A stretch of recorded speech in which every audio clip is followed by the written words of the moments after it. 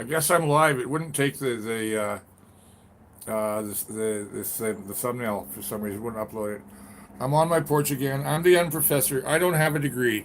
I'm a generalist, and it's hard to fit into academic world of specialists. I've gone on about it in my other videos.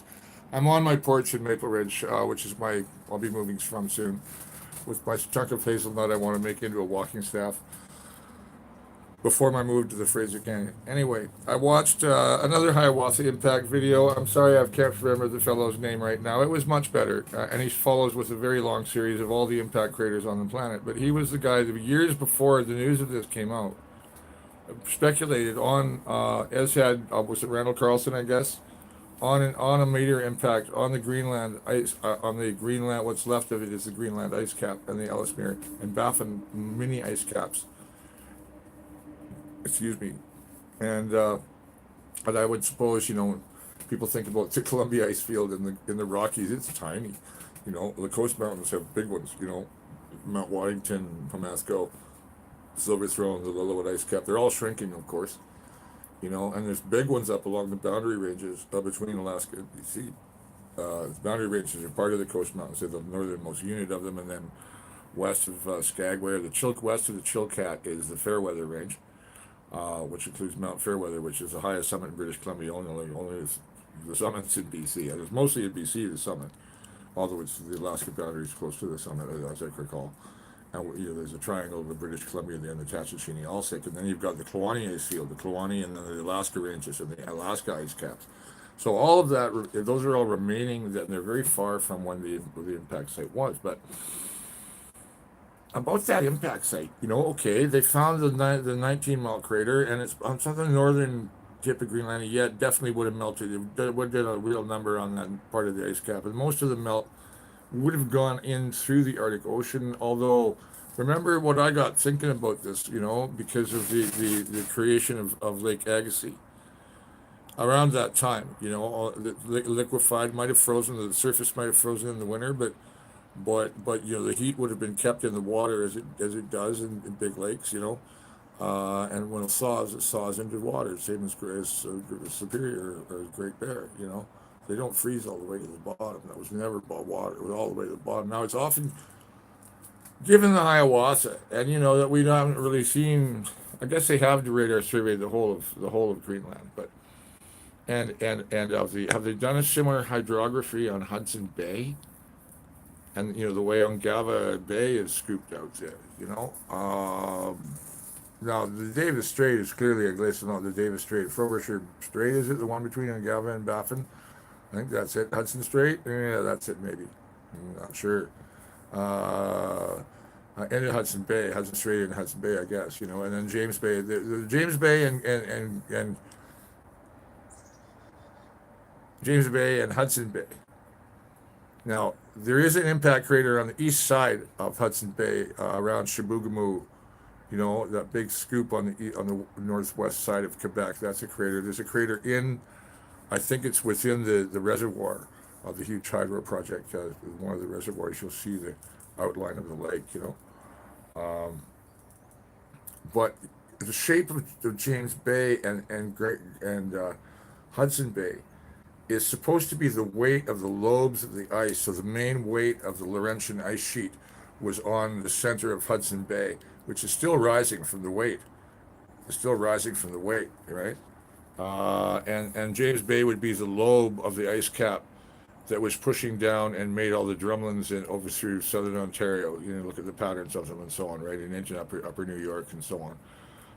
That part of New England. New England. I don't know. Pennsylvania is not New England. I don't know whether it is or not, but up in the Yankee land, The ice didn't go farther south than, I'm not sure where along it must have hit down to the Ohio, I'm thinking, almost, because look at where the Great Lakes are, where Lake Michigan is, and so that was all, maybe those rivers were originally under the ice. All of them. Meltwater from under them makes perfect sense. The Red, the Saskatchewan, the Mississippi, the Missouri, all of them under the ice. Right, they're just meltwater ice. So Manitoba, Minnesota, as I said in my previous video, that's all the bottom of the lake. Different layers down from the Missouri could show down. There's another one in Saskatchewan. The level of the lake goes down, and all through Manitoba is like the lowest level. And yeah, there's a long story about that terrain, what it could be in human history. But we're going about that here.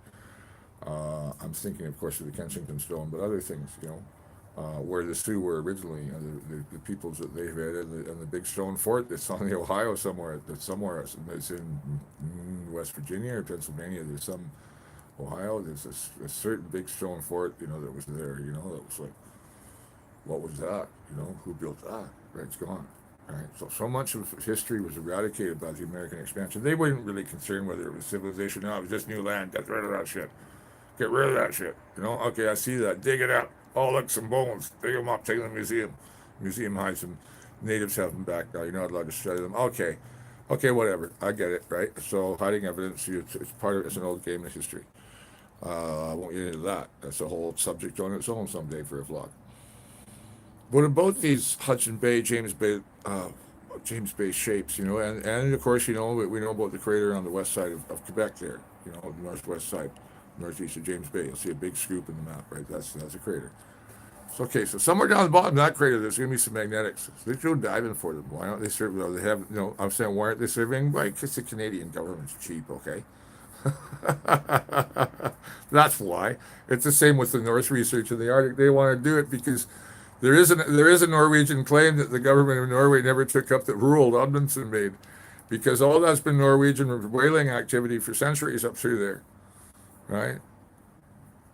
And like my Innu friends from Labrador, my friend who figures they've got Norwegian in the family, well, maybe from the whaling, but maybe from long before, you see. And there's things about Greenland and Ingava that are interesting now from the Payne River and Pamiak Island. They've tried to be debunked by people, but not logically debunked, please. Not with valid arguments, please. Right? I never heard a valid debunking of the evidence of what it suggests. It's what it suggests that gets really interesting. And there's other data out through the Northwest Passage and elsewhere that indicate something much more interesting. But it was never a migration of a civilization, it was of individuals. And that's a whole vlog on its own, of the pagan exiles from Europe, when they came and what happened and why they avoided Greenland and Finland, maybe why they came through before. We don't know. But we know a lot, but that's a whole other vlog.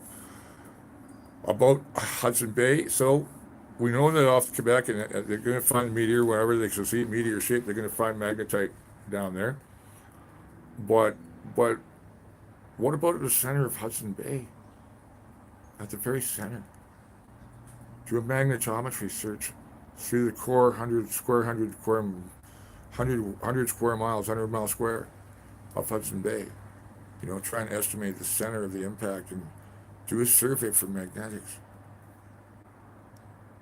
Well, see, because the ice sheet, I was thinking about this. The Hiawatha Glacier faces the Arctic Ocean. It doesn't face the Atlantic, right?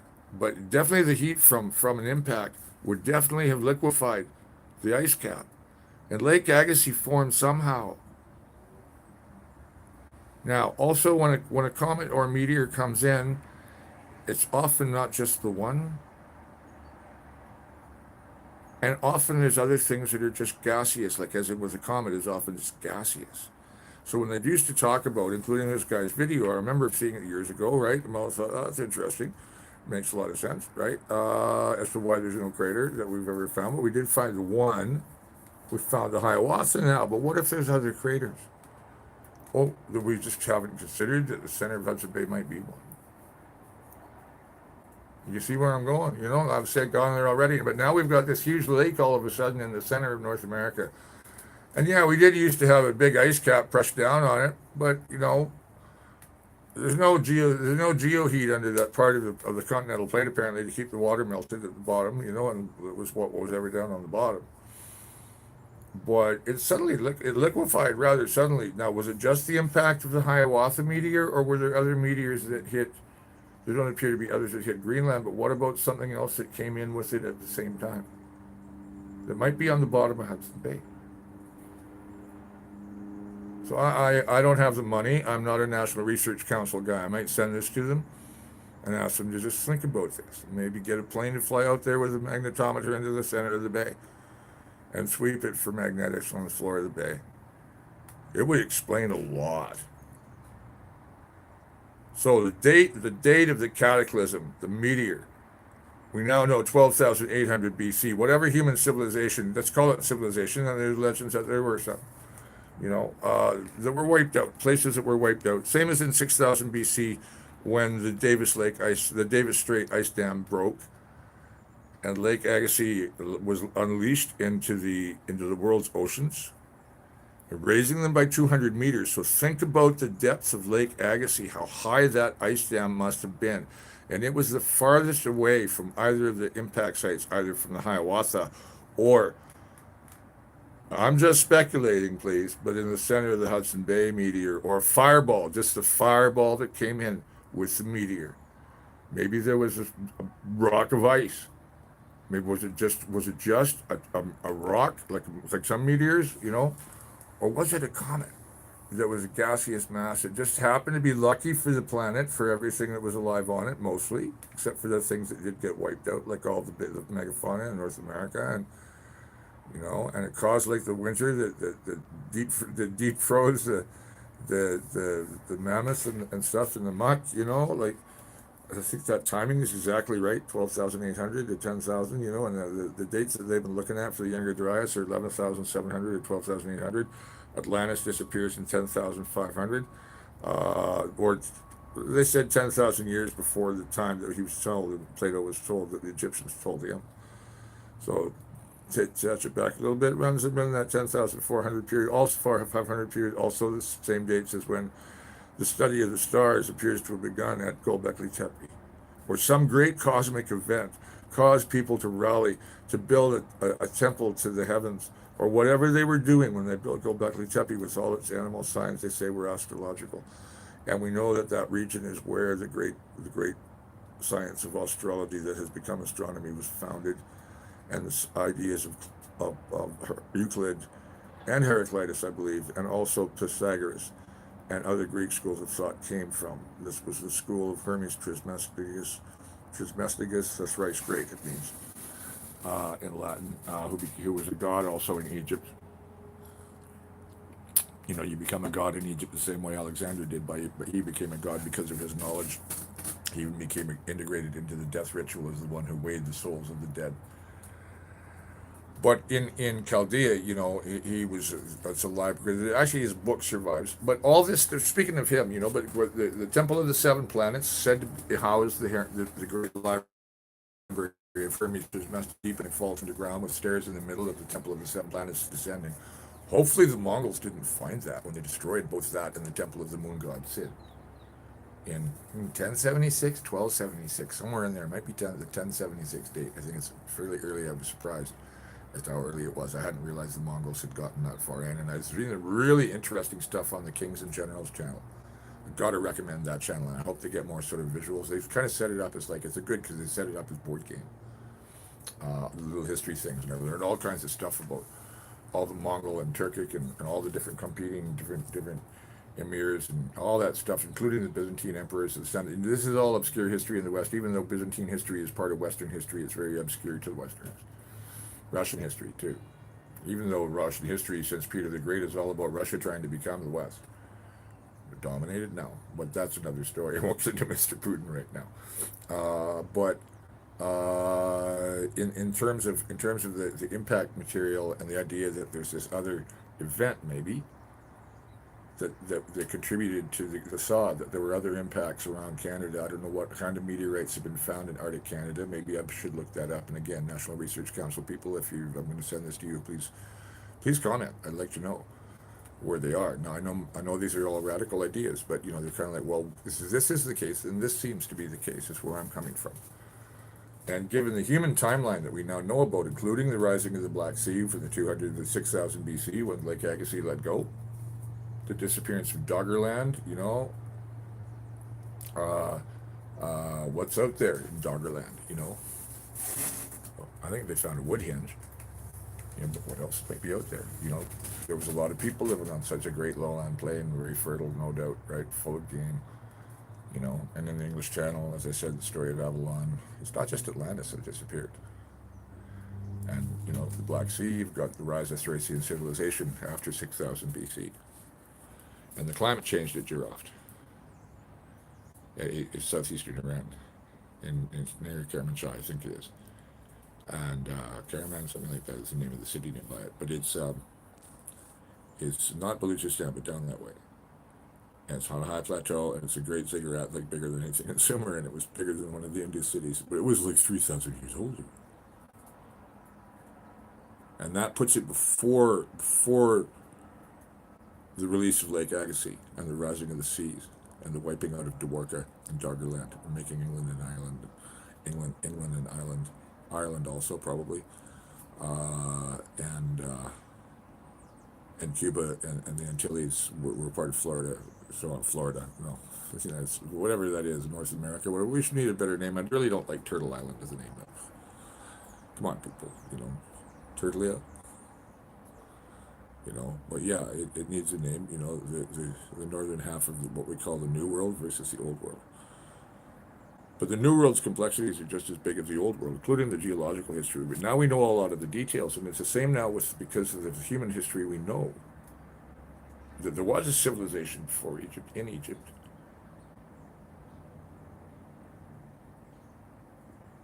We have never dug for it. We don't have the money, and the political machine is built against it. The same is the case with the true Mount Sinai, Mount Jebel al-Lawz in Saudi Arabia, east of the Gulf of Aqaba. Look that up. It's very interesting. Uh, the same is true of many things. Giraffe, there's no money for it. There's no money for it to dig at Haran, the two temples I mentioned. There's no money for it. There's money for war. There's money for death. But that's the way the world has always been. And war and death are what's wiped out not just these places, but the memory of those times. And the book's holding them. The book's holding that knowledge, and not just the live destruction of the Library of Alexandria. It could go through the long catalog of things the Romans and most of the Christian churches and other religions did to destroy older history. It's the way we are. But we're finding out more and more and more. And it's amazing what's there now. It's how it all fits. So I'd mentioned the history of Berassus that I'd held in my hands, which is a Masonic publication, which is not the same as the Berasos you'll find on Wikipedia. Same guy, but just different spelling in Latin, and it's a publication that I'd read about in a column long ago. That now I want to go find it again somewhere, or if someone has it and wants to look some stuff up and just confirm for me the dates that I've said and what fits into this schedule that's in there. So this has also got me now in the closing of this video, at last, because I'm long-winded and sometimes the best part comes at the end. If this is the best part, I don't know. But I know about the Colburn Bible. Also worth checking now. We're rereading again its Egyptian account of the Exodus for comparison to the Jebel al-Lawz account version of the Jebel al-Lawz Mount Sinai. But both that and the Book of Giants and the Book of Enoch, I'm going to have to go read them again. I've had a look sometimes. Again, it's hard to go and look for information on things like this and then not find junk videos of people trying to either build a career as a vlogger on it and get hits by having subtitle titles. You can get to hit. You just look at the guy, he gets a hit. So to know whether the content is good or not is really hard. But to find all the information you need to think outside the box. And I don't mean, I can listen to all those guys and I know how to filter the garbage. Sometimes they have facts. I'm patient. I'll listen to it. And I learn a lot. I do find out about it. And I find out other things that the scientific community doesn't know because they don't listen to the people that are talking about it because of the way they talk to them. I do this with journalists. I'm harsh on the media and they don't want to talk to me. Fine. History will talk to me. You'll have to talk to me in history. Because I know this, I'm speaking the truth, right? And now I'm making my vlogs to make sure the history gets told, stay here in British Columbia or globally. Who will be around to watch history in 100 years? God only knows. And if another meteor does hit, well, hey, it's a solution to the climate crisis problem. We'll have something else to distract us. That'd be even bigger than the earthquake here when it comes. Lulu Island will collapse. Whatever happens out of that, collapse of the barrier, collapse of the Fraser Canyon. God, Fraser Canyon won't collapse where I'm moving. How have you thought about this, right? I'm above where the wave might come. If it's higher than that, then, well, shit, you're not going to get help for a long time anyway, so you might as well go. Anyways, it's a beautiful country I'm moving to. This is beautiful here too, except in a dreary, wet, lower mainlandy kind of way. So down past that, I hope I'm getting the building. I'm not looking through the screens facing away from me. That little bit of forest there behind the condos is on the other side of the Fraser River's Derby Reach. Derby Reach because on the far side it's called Derby. Probably in colonial times, properly pronounced Darby, right? But that's old Fort Langley, the original Fort Langley before the gold rush.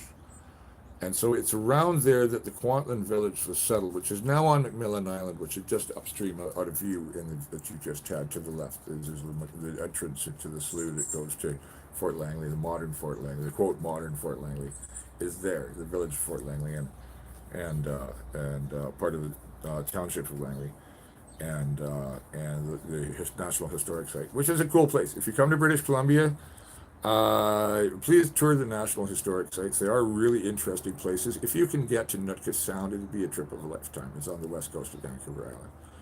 But Fort Langley, Fort Yale, Barkerville. I have to think about the other ones. There are others. Fort Rood National Hill is kind of weird. It's in Victoria. Fort Rood is weird. Fort Rood Hill in Victoria is weird because that fort was built. It was scheduled to be built during the San Juan Islands War. They set aside the land and hadn't started construction of the fort when they canceled it. But then when it became a national heritage site, this federal government spent money on building something there. So what's built at Fort Road, probably National Hill, ROOD, Road. I'm not sure. It's probably Fort Road, National Hill. British spellings are common in British for the WORK for the Wark Range on the Saanich Peninsula. It's a range of the Galland Range Regional Park. It's a very nice set of walking hills. They're really beautiful. You're up there above Saanich Inlet. The Saanich Peninsula, gorgeous. You can view the islands. Oh, it must be nice up there. I haven't been right up there, but I can tell from the map what it's going to look like. Anyway, so that's the Fort Road's another one. Fort Langley, Fort Yale, Fort Kamloops, maybe. Fort McLeod certainly, Fort Fraser maybe. There's certain ones in the Yamanika, because the Yamanika was New Caledonia before that name was applied south to include Fort Langley in 1826. It used to just refer to the fur trading district north of Fort Alexandria on the Fraser, which isn't the same as Alexandria near where I'm going to be. It's up closer to past Williams Lake. Uh, but yeah, that whole area north from there to Fort St. James and out west of Fort Fraser, and then McLeod Lake, and then through the Rockies. That's the old New Caledonian Fur District that was the Northwest Company got amalgamated with the Columbia Department of the Hudson Bay once that got established, which was 1821 with the two companies amalgamation, forced amalgamation. They had this little war going on. Britain said, "Guys, cut it out," and unfortunately, I won't go on about regional history because this was originally about the Hiawatha thing. I'm going to go back to that. All that history here, and this is why I'm going to get Nick Zentner up here too, because I want to talk to him about all this now, this stuff with the meteor impact and the thing with the Missoula floods, which are from that same. I'm calling it the Age of Cataclysms, which we now know is from the Hiawatha. Well, there was a meteor impact, including the Hiawatha crater, or there was just the Hiawatha crater. I don't know. I'm just speculating. But that it's around the same time as the Missoula floods. They're dated. I'm gonna have to go check those dates. But I hope you're watching this, Nick. And like I said, come up British Columbia. I'm gonna be living somewhere really good, bro. We'll drive up the canyon, come out, check where I live, go look at Hell's Gate, man.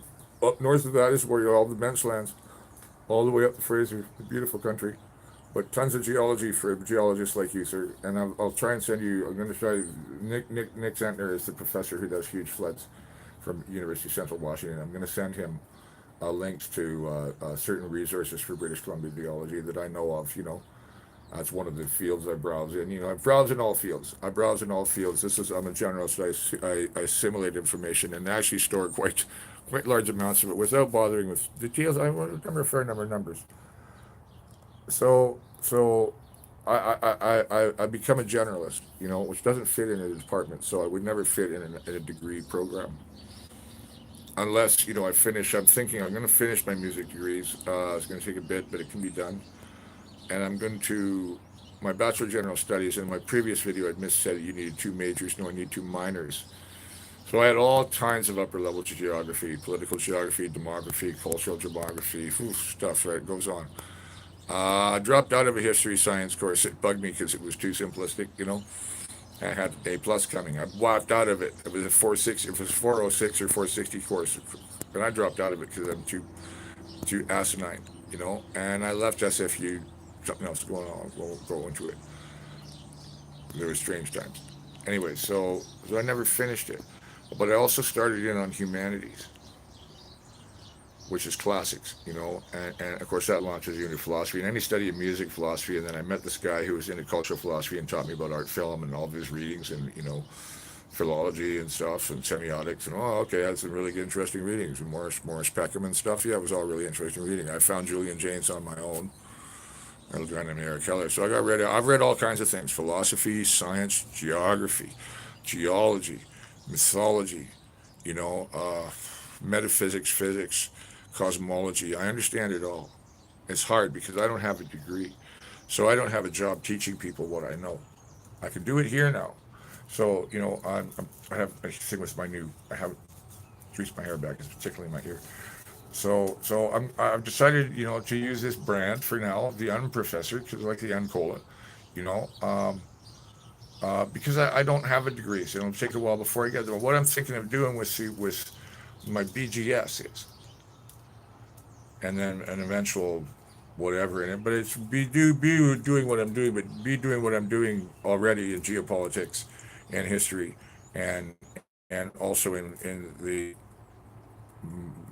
let's call it mythological metaphysics, something like that, because it's not just it's still classics. It's just not only Greek and Roman classics. It's global classics. Like there's as much rich material in Norse classics. Let's call it that. And it's not just the edits. It's that whole idea what Crawford explores is these other suggestions of the way things were. And things about the Proto-European pre-Roman past and stuff. But also, Indian, as I said, I now know I have to read the Mahabharata, and take it as literal fact. The way people take the Bible is, some people take the Bible as literal fact. The Colburn Bible also. Yes, and the Book of Enoch. And any of those old apocryphal books, they exist also in India and China.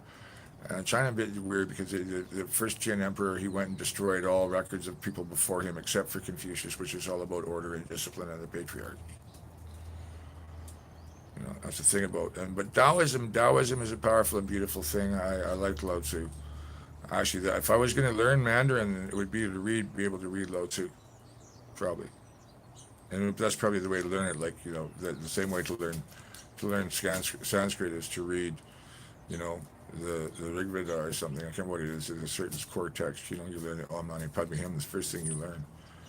Because each word can be loaded with meaning. Same as in German, same as in Chinese.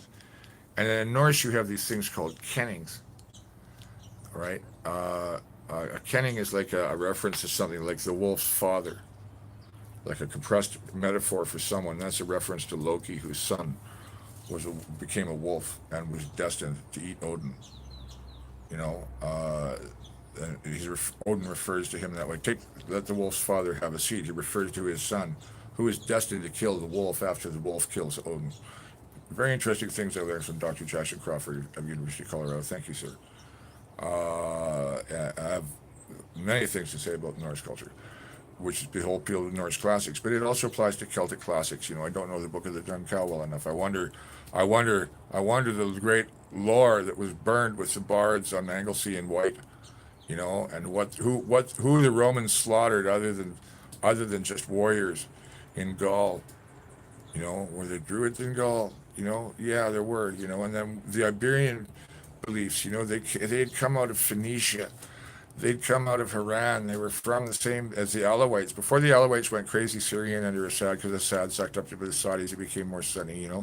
But they were like a syncretic belief, the Alawites. They're in the same area as Haran and stuff like that. And they were all the traces of all the old, like what the Yazidis are, the traces of the old religions are still there. Religion, not a religion, they were religion, they were just all the cults. And cult is a bad word, it's the wrong word. You know, the rites, the ceremonies, the beliefs in this deity and that spirit and so on. The jinns, the story that there are three races that God created: angels and men and jinn, the genies, you know. And look at the fire devils that we see in the Great Premier Complex fire, the Mendocino Complex fire, and the one that just ate paradise, right? Okay, but you know, this would be taken as jinn in a mythological state of mind. So this is the whole thing about mythology, you know, and I guess I'm a Socratic, you know, because Socrates, you know, if I had a religion, that would be my religion, you know, Socratic, you know, because he just questioned everything, you know, am I pious, am I devout, you know, and he would go outside when he's doing his little seminars and talking about things and having a drinking party as a symposium. I got to go outside and talk to my daimonia, you know, my spirits, you know. Yeah, well, that's me too. I go out and play my music in the night air, you know, doing up a joint, whatever, you know. But whatever he was doing to tune in, you know, it allowed to be one of the most clearest minds in history. He was always asking questions, you know, and that's why they hated him, because he was asking too many questions. He made people think too much, and that broke. This is what Julian Jaynes says in his Origin of Consciousness and the Breakdown of Bicameral Mind. He said that it shattered the bicameral mind, the mind where both sides of the mind were working at once. And this was the mind that we would go into the temple and hear the voice of the God in our head just by looking at the eyes. Yeah, okay, but now there's this other story about frankincense. I've learned that frankincense is known to do that.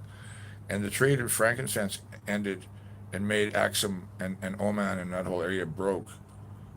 Arabia Felix, that whole area was thrived on one of the richest civilizations in the world with a very long history that's forgotten by all the others, including ours, even though it was connected to ours. All that frankincense came from there.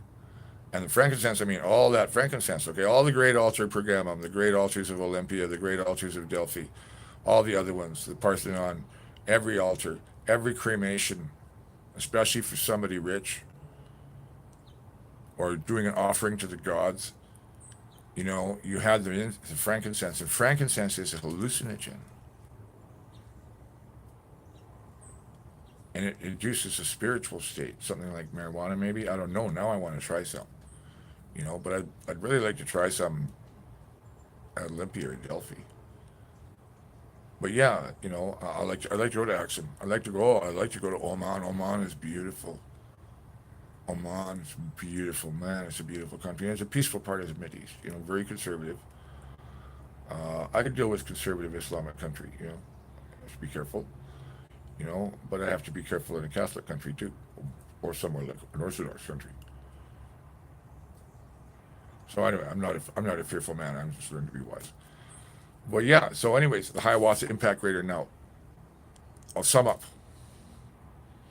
I liked your video, the guy whose video I just watched, especially all the extra. I didn't know the Kizzle Come and some of the others were meteor, where they were, the meteor impact craters. I asked him to add dates on them. Uh, and also, you know, just now I wanted to add supplementary comments about the possibility of a second meteor impact in Hudson Bay. And maybe just, you know, smaller scatterings of fire on the surface of the ice, you know, not just that what came in, but the fireball that came in with the rock.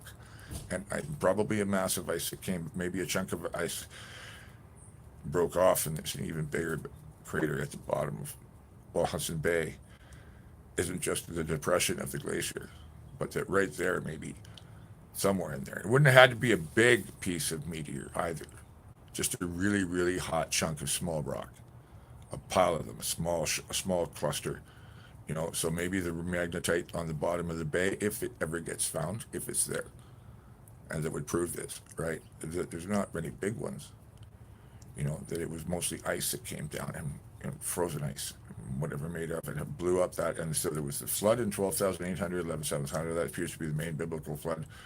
Didn't flood everything, but it flooded a hell of a lot. And I guess, you know, now come to think about it, that's probably when the Mediterranean was, when the pillars of Hercules were parted. Yeah, yeah. Well, I mean, there was a land bridge there between Tarifa and the mountain of Tetuan, Morocco to Spain. There was a land bridge there, right? a wall of sun, not a wall, but I don't know. There was the water wasn't that high, and when it broke through, when the continents parted, which now you got to think about it, a major meteor impact, a major meteor impact would have the tectonic effect, wouldn't it? You know, because it would hit the mantle, it would have shock waves through the mantle. So that might have been what broke apart. I think what's there's 200,000. I thought years. That's what I think. Thought when the Mediterranean filled. But did they know that's the 200,000 years? Are there signs of a second shoreline below the lower one? Maybe there was like another rush over at that earlier hit at the 12,800, and during the ice cap that there were other hits on the ice cap. But yeah, because most of our surface was ice, at least the northern hemisphere, you know, southern hemisphere ice cap. Also on the bottom of the Southern Ocean, I bet you're going to find magnetites. So I'll close by bringing up because they bring up Ronald Carlson. The guy brought up Randall Carlson. You know, hear about Graham Hancock, and they'll go on about. Eventually, you'll find ones about Sitchin being right, and you know, and all the other guys that have written books on all the guys since what's his name, Chariots of the Gods, Van Daniken. But I've read things long before Van Daniken. You know, there was Immanuel Velikovsky, who was a Russian scientist, Worlds in Collision, and other books about planetary collision at such and so a year. You know that spun Venus into its orbit and created the moon, and you know so the speculations these are used to be dismissed by the scientific community as just mere popular science, like fiction science. You know, I'm not so sure anymore. Right? That they just didn't understand. Same as James Churchward. James Churchward's books on Mu, he theorizes that around the chains of mountains around the world, that what's under the mountains is huge gas bubbles. Well, in a sense, that's exactly what magma is. We think of it all as solid rock, but no, in the terms of the densities we're involved, there's huge festering basalt and gases and everything. Well, everything that's in magma, water, everything, you know, chemicals, all of it, gold, you know, is festering around in the mantle, and it's kind of, you know, blows out as gas, and it's where most of the atmosphere comes from. That's not in the oceans, but all what's in the oceans, well, a lot of what's in the oceans would have come up out of the atmosphere too. Like, and again, same with a good meteor solving our climate crisis problem. A good volcano would do that too. I encourage you to look up the Great Years of Darkness. The different videos on it. There's no real collective title for them. But it's 537, 541 AD. It kept on going for a while. The plague of Justinian, the yellow rain worldwide, the deep warm snow that fell in southern China, and they heard this huge boom to the south when Java and Sumatra were parted, and when our little friend Krakatoa separated, the proto Krakatoa separated them into two islands. Anyways, I guess I don't have this on airplane mode because I'm doing live. I just got a ding. So, anyways, I really appreciate my P20. I wasn't able to do this on my K4. So, I hope that was interesting. And the Hiawatha Glacier is a matter of great interest to me, as is the general. I call it the most ancient history, referring to everything between Egypt and Babylon, Indus.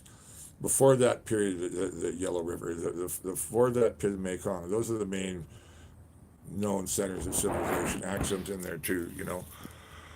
And you know, I haven't mentioned the New World ones. I'm sorry. Yeah, but they're there too, right? From all that period, right? But then what was there before, right? So the whole age from Robert E. Howard books Conan. It starts off with about Conan living in a time since the time of the fall of Atlantis to the rise of the kingdoms of Egypt and Sumer, when kingdoms were scattered across the earth like stars upon the sky, waiting to be crushed beneath his sandaled boots so that he could hear the wail of the woman and the cries of the dead, or whatever it was. I can't remember the exact quote. I love the Conan books, but Howard was a Mason, maybe, I don't know, because that refers to a Hyborian age, right, of kingdoms that rose and fall, and that's what's in the history of Berassus. So all you vloggers, if you want something to really go after, find the history of Berassus, okay? If you want to go up and find something to reveal, like the Book of Enoch or the Book of Giants, that stuff. Same with what's in the Colburn. I'm going to go look at it while I'm having my lunch. You know, seen it before. Now I'm not. That's just the Exodus thing. Now I'm going to go look for what I know now from the Hiawatha Glacier thing and the things that come out because of it, the questions it raises as to what happened in which year and what happened and what the effects were. So it's not just if the original flood, 12,800, is like there's an earlier flood before the Black Sea flood. So what else was there? The sea levels came up quite a bit. How much lower was it before 12,800 versus how much it came up at 6,000 BC?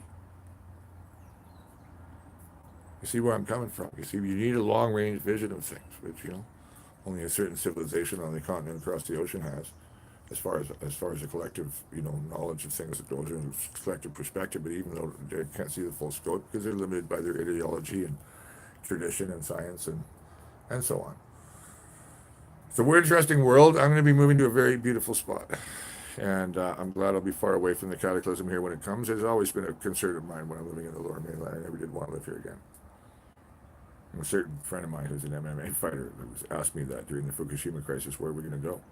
Well, brother, I know where I've gone now. And yeah, there are caves around there.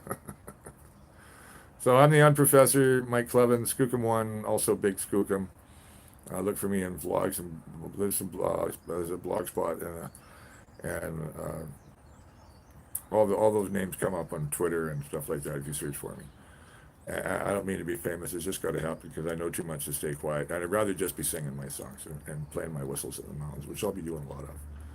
So I'm your musician slash historian slash poet slash geopolitician slash history slash culture critic. And media critic. I'm really critical of the media, and I'm glad to see that if we all unite into a digital Tiananmen Square, right? If we all unite into data liberation, we all own our own DNA, we copyright all our own DNA, and we find ways to retake all our DNA, our digital DNA, our data from Google and Facebook and all the others who've conned us into manipulating us and lying to us and cheating us and cooperating with the media monopolies to suppress information, like this is going on. As I will close, this has nothing to do with the Hiawatha Glacier, but in northern British Columbia right now, there was a place called Unistoten. Actually, it's an alliance of people representing some of the Wet'suwet'en people who are called the Carrier. Frida Huson, a very articulate spokesman, holding off at this certain bridge. Well, nearby in a town called Burns Lake, which has quite a few large motels, every single hotel room has been booked by the RCMP. Now, we had something called Gustafson Lake in this province, 1993. Look it up. It was 100 miles west at Gustafson, spelled S-E-N, spelled west of 100 Mile House. Look it up. And then look up Seton Portage incident on Wikipedia, which happened during the Oka crisis. Look up the Oka crisis. Look up Red Sucker Lake. See if you can find history of the raid on Red Sucker Lake. You probably can't. There's all kinds of Canadian history that just never makes the books because the media look the other way like they are doing right now in Burns Lake. So once this is on Wikipedia, I'm going to download this and make a shorter video for British Columbia politics about it. This isn't politics anymore. This is much more serious. We live in a police state in Canada where the media are part of the police state. And they happen to be American-owned, or in the case of the CBC, controlled from Ontario, politically controlled by the establishment. They're not an open media. They're not the open media they were a couple of times in their history, and I'd like to return them to that. But I'm no revolutionary. I don't have the guts for it. I'm going away to the canyon. I can't stand the lower mainland anymore. The materialism, the consumerism, the rich and the poor. The French Revolution, the ancien regime, like what was the old name for before the French Revolution was the ancien regime, the ancient regime. The way things are here, I'm going to loathe somewhere people talk to each other as human beings, But here I am on the network myself. But this is now a long video coming out in 45 minutes. I'm sorry, I got to learn to do like 5-minute ones. I hope it was all interesting for anybody who watched all of it. Please let me know. I am going to start a Patreon. It just takes time. I have a really slow computer for now until I get another one. I need teeth, also. But somebody's got one for me that's going to be good. And I'm going to be vlogging for some much more interesting places. And there's places I want to go also to play music. And I want to go join the revolution in France or report. Go there and report on it. And I speak French. I speak Spanish. I'd like to speak more. I'd like to speak out of the box of the lower mainland way of thinking. Now I'm going into the box of the Fraser Canyon way of thinking, so I'm relying on the internet and my friends out there in the vlog world. Keep me with you. Let me know you're there. Keep me on here, and keep my mind alive and awake, because that's what's going on here from my porch in Maple Ridge, British Columbia, in the territories of the Kwantlen Nation, who are part of the Stolo people of the Lower Fraser River, also called the Fraser River Salish. And I'm moving into Thompson River Indian country, also called the Naklapak. We'll learn to pronounce that properly once I'm there. But these are the unsurrendered territories, known as British Columbia, where there are no treaties, and the Crown has no right to be sending in a paramilitary force of Mounties against a native woman standing at a bridge, standing up for her constitutional right to protect her inherited chieftaincy's lands. Because she's as far as I understand, Frida Huson is the hereditary chief of the Wet'suwet'en. Not part of the Gitxsan-Wet'suwet'en Confederacy, but they'll certainly side with her on this. So why are we still having an Indian war in British Columbia? Would somebody please tell me that under an NDP government? Will somebody please tell me why there's an Indian war going on in northern British Columbia? So while I'm really finding the Hiawatha Glacier really interesting, also you people that are all interested in all this ancient stuff, I hope you're all taking and don't. I won't get into some of the Americans. I know you're Trumpies, but here you are, and the truth about ancient history, where you're willing to be lies about modern politics. Wake up, kids! Wake up, kids! You know the world's changing. It's gonna bury us all. You know, but wake up and understand. You know, but around all this stuff about the Hiawatha, you know, there's so much there that's inspired by this and all the history, the books that I know, and all the implications of culture and things I've read about. Right, other timelines for what Archaeum, all the ancient ruins across Russia, and yeah, there's all kinds of little curious things. What lies under the seas? What was the old sea level before the Dwarka sea level, the 200-meter sea level? It's called the Dwarka sea level, the Doggerland sea level, right? What it was before they were flooded in 6,000 BC. So what was the other one in 12,800? The seas came up quite a bit. Oh, I had food on my lip all that time. I'm sorry for the food in my beard, people. Oh, that's rude. I just saw it now. So, anyways, this is live. There's nothing I can do to cut this out and come back. I couldn't This is all improvised. What I do, right? But I just speak off what I know, and my facilities of logic. And mentioning Socratic, that's what I said about how my logical processes work. I'm what they call a polymath. I'm a philologist. Or philology definitely is a field of mine because language. I'm not like a master of any language, even my own, perhaps. Well, yes, you know, and I can improvise well in other languages, but I'm not literate in them, fully literate. But my mind operates in a syncretic process, so the bicameral process, which also includes the scientific process, but the ability to see things mythically. And this comes out of a seminar in 1977 in the fall. I started taking auditing a seminar called Myths, Fictions, and Histories at SFU, fourth year, with a prof named Kieran Egan, maybe ex-Franciscan or still Franciscan monk, who's still up there. Actually, I should drop in on Kieran and show him, or just send him this. Kieran, have some thoughts about these things I'm saying, right? That it was what was the nature of reality. Myths, Fictions, and Histories, the nature of reality was the name of the seminar. It had all kinds of people in it, physicists, philosophers, sociologists. It was a really interesting fourth level seminar, and I didn't know nothing. I just come back from talking to a guy in Santa Barbara, UCSB, at Goleta one night, and realized what could be studied at a university that I hadn't known about outside of music, you see. Hadn't read the other fields other than business and all the other shit, English and all the other shit you see people studying for teaching degrees and shit. I didn't know things like that, cosmology. I didn't know the kind of things we were talking about that night could be discussed. Well, not in the science, not in the physics department at SFU, they can't. But anyway, I found Kieran's seminar and I learned a lot of stuff and it got my mind open. It also started me thinking, writing, and mystically too, which also was encouraged by my humanities, by prof, the late Dr. Richard Sullivan, Dick Sullivan, a classicist who had some digs destroyed during the Iraq War, who also used to teach classics in American prisons to help guys, deal with their issues and stuff, right? Catharsis and all that. So, anyways, am I hungry yet? No, but my feet are getting cold. But not as cold as they would be if I was checking out the Hiawatha Glacier. but but I think they're going to find more. You see, Hiawatha. Now, hopefully, NASA Goddard. I don't know if you put up with listening to this old fool in Canada that sent you that crazy letter, but this is the kind of generalism I mean, right? The ability to synthesize all the different fields of information, the different. You were only dealing it from your own conservative astronomical scientific perspective of the geological data, and you hadn't paused to think about what might be in the mythical accounts that fits. Yeah, lots fits, bros. Lots fits. Lots fits.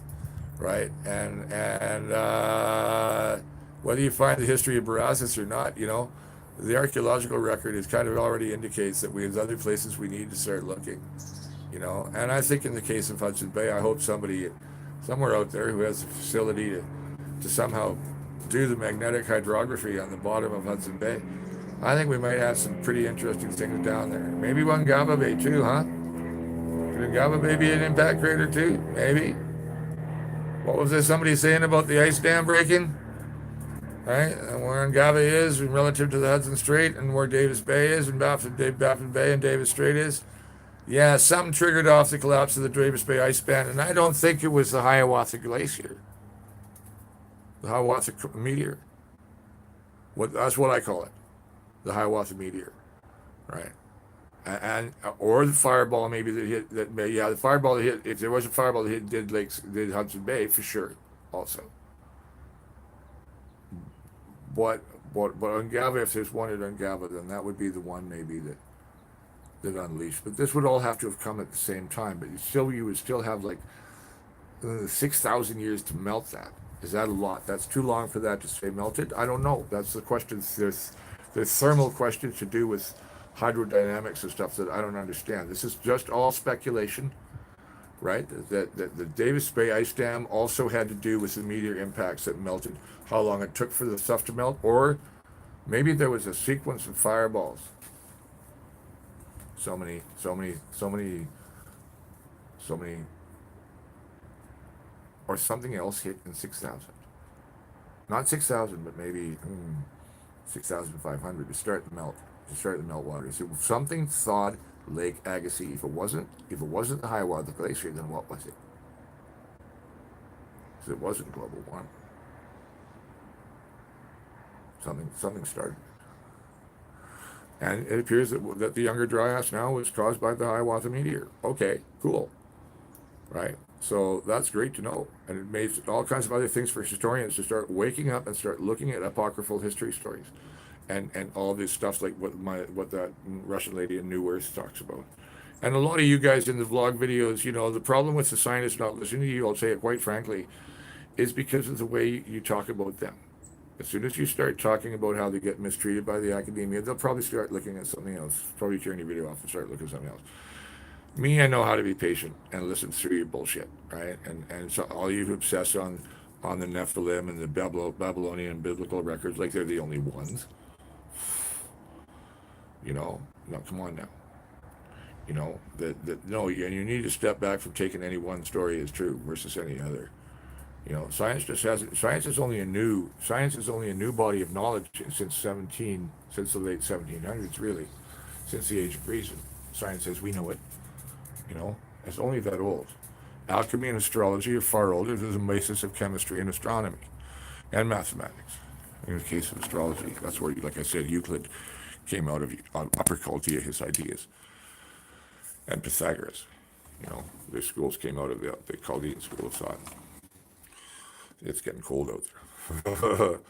I think I'll make some soup, actually, now that I say it's cold. I hope that was interesting. I'm going to sign off. I keep on forgetting this is live. I'm coming up on 53 minutes now. I talk a lot. So I'm the unprofessor. I should be having a classroom, but I don't have a degree. How I know everything I know is just because I know it, because I've read everything I've read. I have an eidetic memory. I never make things up. I extrapolate and I speculate, and I will say when I'm speculating and when's an extrapolation, but I'll also add, give me questions about the data. Show me the data. What can you tell me about something I ask? Whether it's about local political geography or, like, I'd like to find out, does anyone tell me about what the Arctic meteorites might be in northern Canada? And again, we're up against lack of funding for this kind of thing in Canada because all the funding tends to be for either industrial resource use or resource extraction, or it has political overtones, like the search for Franklin, rather than the search for the Norse in the North, because they don't want to underscore Roald Amundsen's claim, which was made in the 1920s. Canada never really did have Arctic sovereignty. Resolute was established and alert to assert Canadian sovereignty somewhere we had no presence at all. Resolute, they moved some Inuit from Hudson Bay. They moved them 10 degrees of latitude farther north into Resolute on the Northwest Passage, and they starved. And it's a terrible, another horrible passage in Canadian history, and somehow we whitewash it. So the people of Resolute are still there. Why are they resolve? They deserve living in a place called Resolute because I admire their resolve. I guess that's a Canadian Forces station. It's on the Northwest Passage, which China wants access to. But I don't know. I'm all said, given the geopolitics, it would be fun to see them get to have it. I don't think the U.S. would ever want that. And it wouldn't allow Chinese manning the Northwest Passage with coast guards and stuff like that. They'd be willing to do because it would mean Chinese settlement of the area, same as when they tried to lease a quarter of Iceland to build a casino resort under the Northern Lights. Yeah, well, it would have been more. There would have been more Chinese in Iceland than there were Icelanders. So they did that, and that's the inevitable population reality of the world. And guess who has the technology? Them and the Russians are the ones that have the technology to live in the north. Americans do not bad in Alaska. Canadians, well, we could do a lot better. When I see what Russian cities like Norilsk and stuff like that are like, and we all can see what China's capable of building. But the thing is, mass consumption of resources is destroying the planet. Do we want to let humans into the Arctic? Well, we don't have a choice of stopping them, not guys like me, and not any of us vloggers, other than vlogging about trying to tell the truth. But it doesn't help to go after them and say well you look at all Copernicus and all this stuff, and so and so was wrong and so was right, and Graham Hancock and Carlson they're not accredited properly and stuff like that. Well, you know what? They aren't accredited because they don't want to be the same as me, right? If I'm accredited, then I have to watch my tongue. I have to groom myself. Wouldn't be able to do casual videos like this until I had like tenure.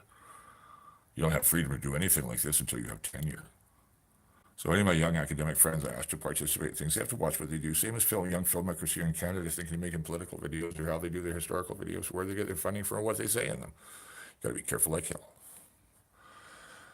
But I'm old. I got nothing left to lose. So I tell the truth. And there's an old newspaper editor here, Mel Murray, look her up. Bridger River News. All her editorials ended with, and that's for damn sure. So I don't have a degree because I know too much. I know too damn much. And that's for damn sure. I'm the M Professor, Mike Clevin, Skookum 1. Big Skookum signing off.